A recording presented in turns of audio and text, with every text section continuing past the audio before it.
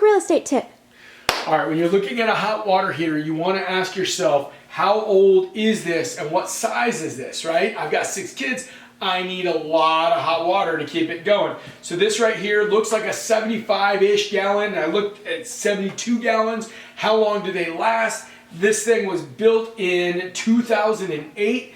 Usually you'll see a hot water heater last somewhere between 15 and 20 years is kind of the range-ish. So you know that this one is kind of nearing the end of its life cycle. So if you can learn that, it'll help you out when you're looking at houses. Go get it. Boom. Thanks.